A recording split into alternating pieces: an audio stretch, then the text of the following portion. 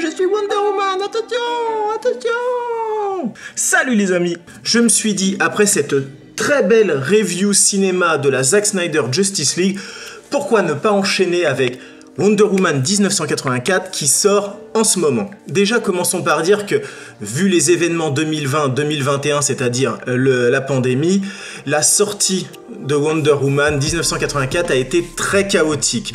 Donc la sortie au cinéma a été maintes fois repoussée, elle devait sortir en France et aux États-Unis, puis ils ont fait décaler encore vu que les cinémas étaient fermés. Et puis après, Warner Bros s'est dit, bon bah finalement on va le sortir chez nous au cinéma et directement sur HBO Max, un peu comme la Zack Snyder Justice League. Comme ça va attirer des gens sur notre plateforme. Et donc aux États-Unis, je crois qu'il est sorti en décembre 2020. Mais toujours rien en France. Et il a fallu attendre le 7 avril, je crois, pour qu'il y ait la sortie en DVD Blu-ray de Wonder Woman 1984 en France. Rappelez-vous, il y a quelques années, donc il y avait ce Wonder Woman là qui était sorti et je me suis dit, bon allez, ce film-là n'était pas parfait, mais il y avait quand même des trucs pas mal, donc je vais me laisser tenter par ce Wonder Woman 1984. Quelle plaie. C'était dur. Mais c'était dur. Ah, je peux commencer directement en vous disant que je n'ai vraiment, mais vraiment pas aimé Wonder Woman 1984, mais le mieux c'est de vous expliquer pourquoi. Déjà, reprenons dans la chronologie, donc à la base nous avons... Dans l'univers DC Comics, nous avons le film Man of Steel. Suivi de Man of Steel, nous avons eu Batman vs Superman, l'aube de la justice, et c'était la première apparition de Wonder Woman sous la direction de Zack Snyder. Puis après, nous avons eu le film Wonder Woman classique, réalisé par Patty Jenkins. Puis après, nous avons eu le film Justice League. Puis après le film Justice League, nous avons eu Wonder Woman 1984, puis après Wonder Woman 1984, nous avons eu la Zack Snyder Justice League. Et je crois que le problème, en fait, un des trucs qui m'a le plus choqué, c'est que nous avons clairement là deux visions du personnage. En fait, il manque clairement une ligne directrice imposée peut-être par les studios, mais en tout cas on a deux visions. On a d'un côté la vision de Zack Snyder et d'un côté la vision de Patty Jenkins. Et ces deux visions qui collent pas vraiment l'une avec l'autre. Sans vous surprendre, je préfère largement la version de Zack Snyder. Et parce que la version de Zack Snyder, en fait, il en a fait une Wonder Woman forte. Il a préféré mettre en avant le côté Amazon, le côté guerrière. Donc, vous allez me dire, des fois, on voit Diana Prince, on la voit quand elle est habillée en, j'allais dire en terrienne, quand elle est habillée en civil. Oui, mais ce qui met en avant quand même, c'est son côté, sa force de guerrière, sa force au combat, et que c'est un personnage qui aime se battre. D'ailleurs, vous le voyez dans Batman vs Superman, quand elle se bat contre Doomsday, c'est quand même un monstre d'une puissance qui rivalise avec Superman, et pourtant, elle prend plaisir, elle se jette dans la bataille, elle prend très cher, et pourtant, bah, tu vois, quand elle se prend une droite et qu'elle tombe, elle se relève en se marrant, elle remet ses cheveux et elle repart dans la bataille. Voilà, ça c'est l'Amazone guerrière, c'est celle qui en veut toujours plus, qui veut se battre, qui est une vraie Amazone. Les Amazones, c'était des guerrières. Et à côté, on a la version Patty Jenkins. Et la version Patty Jenkins, elle a tendance à mettre plus en avant la femme que la guerrière. Je m'explique. Dans le premier film Wonder Woman, on avait essentiellement, on voyait la guerrière, donc avec de très belles scènes sur le champ de bataille, donc qui se battait contre les soldats, qui après se battait contre le dieu de la guerre, donc il y avait de très belles scènes, mais la réalisatrice mettait quand même en avant donc sa personnalité, donc son passif avec cette petite fille qui est un peu chouchoutée, dorlotée, elle qui découvre les hommes avec un grand H mais aussi avec un petit H avec Steve Trevor, qui tombe amoureuse, donc qui connaît l'amour, qui connaît aussi la perte de l'être aimé. Donc voilà, il y a quand même un gros travail sur la personnalité, non pas de Wonder Woman, mais de Diana Prince, à mon goût. C'est pas mon côté préféré, mais c'était compensé par de bonnes scènes de baston, ça se battait bien, et on voyait quand même qu'il y avait un gros potentiel déjà à cette époque-là, quand elle quittait son île, et on était donc à la Première Guerre mondiale 14-18, on voyait déjà qu'il y avait un gros bagage de guerrière. Moi, ce qui m'a gêné dans ce film Wonder Woman 1984, c'est qu'on s'y fait chier.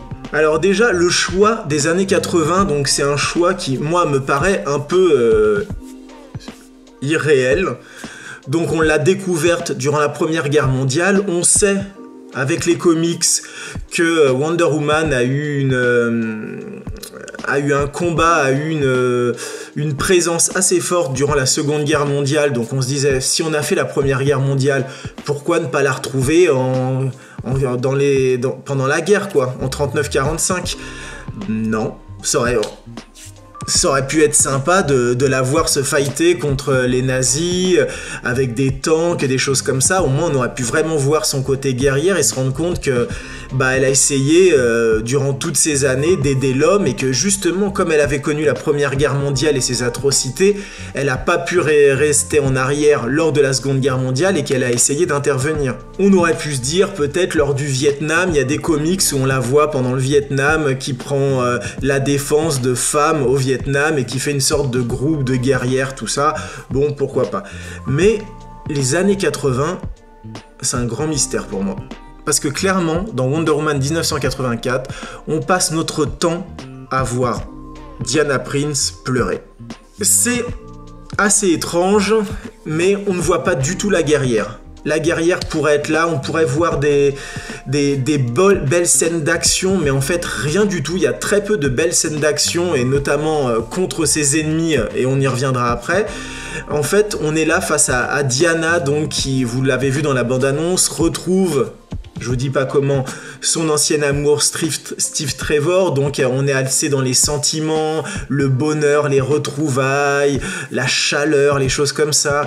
Et puis après ça va être beaucoup aussi dans les pleurs, la remise en question, et c'est long et chiant. À titre de comparaison, Wonder Woman 1984 fait 2h30 et le film de Zack Snyder, la Snyder Cut, fait 4h. Et j'ai trouvé le temps tellement plus long devant Wonder Woman 1984. J'ai trouvé que ça faisait 5 heures que j'étais devant ma télé, alors que la Snyder Cut s'est passée à une vitesse, c'était impressionnant. Donc c'est un beau gâchis déjà là-dessus sur la façon de construire ce personnage. Et je dis bien construire ce personnage parce que, comme je vous disais, ce qui manque, c'est une continuité. D'un côté, on a un réalisateur qui met en avant son côté guerrière, d'autre, une réalisatrice qui met son côté en avant plus humain, donc avec tout ce qui est sentiment. Et je trouve ça assez dommage qu'ils aient pas un peu copié Marvel, parce que les studios Marvel, si vous regardez bien, prenons le personnage féminin de Black Widow interprété par Scarlett Johansson, que ça soit dans le premier Avenger, que ça soit dans Captain America, le soldat de l'hiver, que ça soit dans les derniers Avengers, ou même que ça soit dans son prochain film Black Widow, il y a une constance.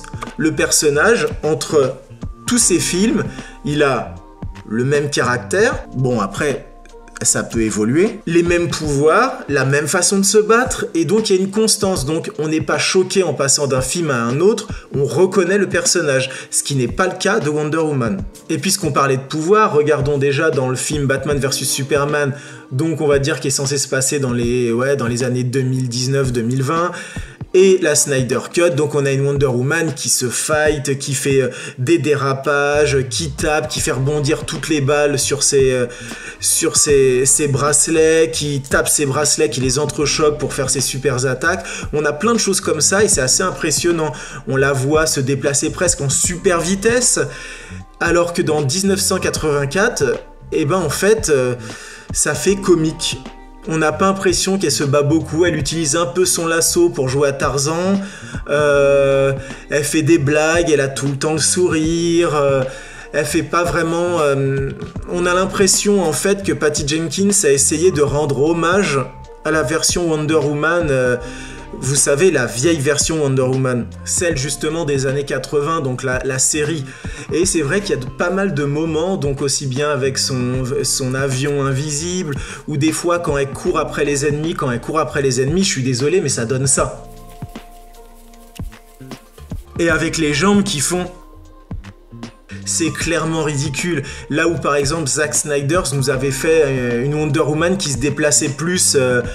pour ceux qui font du jeu vidéo, en dash, c'est-à-dire en accélération d'un seul coup, ou même s'il y a 15 mètres à faire, elle le fait un peu, hop, en fonçant comme ça. Alors vous pourrez me dire, c'est parce qu'elle s'est pas encore volée, tout ça, bon, soit. Après, le gros problème qui vient aussi après, c'est ce qui arrive en face de Wonder Woman, c'est-à-dire ses ennemis. Et là, on a un gros souci, parce que les ennemis, ils sont sous-exploités, mais c'est une horreur. pour ceux qui ne lisent pas les comics, ou pour ceux qui lisent les comics, vous le savez, Cheetah, c'est un peu l'ennemi juré de Wonder Woman. On la retrouve à chaque fois, dès qu'il y a un combat comme ça contre les méchants, il y a toujours Cheetah qui est là, c'est son ennemi juré, elle se fight et c'est souvent très violent. Cheetah a quand même la force de pouvoir de lui faire face, et donc c'est toujours très impressionnant de les voir se battre ensemble. Bah là...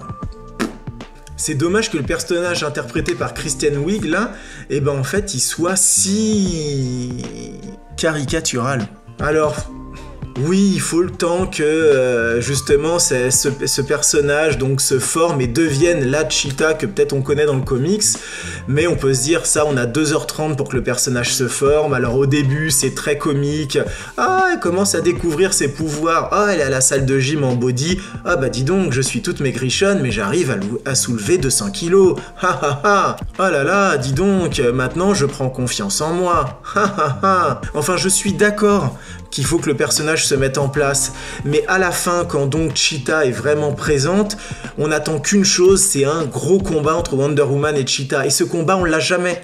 Je suis désolé, mais ce combat, nous ne l'avons pas. C'est une énorme farce, c'en est ridicule, et si c'était pour faire ça, franchement, fallait pas faire venir le personnage de Cheetah. Et là, ma plus grosse déception, c'était quand même le personnage de Max Lord. Alors Max Lord, pour ceux qui ne connaissent pas le comics, c'est un personnage qui a eu un rôle très important dans le comics, et je peux vous en parler parce que ça n'a rien à voir avec le film justement. Donc Max Lord, il a des pouvoirs quand même de contrôle mental sur les gens, il peut les contrôler, et dans le comics, donc il a réussi à contrôler plein de gens, il a réussi à contrôler des milliers de gens, et au bout d'un moment, il devenait tellement dangereux, tellement puissant, que Wonder Woman, elle n'a pas eu d'autre choix que de tuer Max Lord. Et là, c'est assez impressionnant dans le comics. Donc, il est entouré de son lasso. Il y a Wonder Woman qui est avec Superman, je crois, et qui commence à en avoir marre parce que Max Lord la menace. Et elle arrive derrière lui, elle prend sa tête et... Donc c'est très violent, et c'est très violent parce que ce Max Lord, il a quand même un pouvoir qui est puissant, et il a réussi à mettre à mal la Justice League quand même. Et là, mais on se retrouve avec quoi ? Une fois que je vous ai dit ça, vous aurez du mal à comprendre que le personnage donc, de Max Lord dans le film, c'est un pseudo-arnaqueur investisseur à 2 balles avec un petit garçon... qui arrive à obtenir ce pouvoir et qui en fait l'utilisation que vous découvrirez, et on se dit mais c'est ridicule, et c'est d'autant plus ridicule que quand on connaît le comics, on se dit bon bah admettons ils ont pris cette voie-là, mais peut-être que face au pouvoir que va développer Max Lord, on va peut-être réussir à avoir un final comme dans le comics, où on va voir Wonder Woman qui va faire un petit peu, rappelez-vous, comme dans Man of Steel, qui à la fin va être obligé, Man of Steel, Superman était obligé de tuer son ennemi, le général Zod, et ben on se dit peut-être que Wonder Woman va être obligée aussi de tuer Max Lord parce qu'il est trop puissant, et on va avoir comme ça un final qui aura beaucoup d'impact sur la suite, et donc sur ce qu'elle est devenue après dans les autres films, parce qu'elle a été obligée de se forger une grosse carapace, parce qu'elle a été obligée d'ôter la vie comme ça. Bah non. Non. Ouais, mais alors, qu'est-ce qu'ils font ? Ils parlent, ils pleurent, ils parlent un petit peu de leur famille. Ah, toi, ça va, les enfants ? Oui. Et le petit dernier, il a bien grandi ? Ouais, bah ça va. J'ai un peu mal, tu m'aides là ? Oui, d'accord, si tu veux. C'est une énorme blague. Franchement, Wonder Woman 1984, c'est faire honte au personnage. Je suis une guerrière. Donc voilà, sans plus rentrer dans les détails, c'est mon avis sur le film, et vous l'avez compris, je n'ai vraiment pas aimé Wonder Woman 1984. J'ai trouvé ça tellement mauvais, tellement long, tellement lourd, tellement en dehors de l'univers DC Comics que j'aimerais ne plus y penser. Et là où ça me fait peur, c'est que je me dis, comme vous le voyez dans le temps, on commence dans les années en 1914-1918, après on est dans les années 80, force à parier que dans Wonder Woman 3, on sera de nos jours dans les années 2021-2022, et donc je me dis, logiquement, si on compare, bah il y aura forcément une grosse comparaison qui se fera avec la Snyder Cut et Batman vs Superman, vu que ça se passe aux mêmes époques, donc là, on devrait logiquement avoir la même Wonder Woman pour que ça colle. Et je sens venir qu'on va pas du tout avoir la même Wonder Woman. Et ça va être choquant. Et je pense que pour une fois, il faudrait que Warner se bouge un peu. Ou alors que Zack Snyder fasse Wonder Woman 3. En tout cas, merci de m'avoir regardé, merci de m'avoir écouté. Si vous avez aimé le film, n'hésitez pas à me le dire dans les commentaires. Si vous ne l'avez pas aimé, n'hésitez pas à me le dire dans les commentaires. N'hésitez pas à vous abonner à la chaîne, n'hésitez pas à me mettre un petit pouce bleu. Et nous, on se retrouve très bientôt, si vous le souhaitez, si vous en avez envie, pour une nouvelle vidéo sur un nouveau film. Allez, ciao!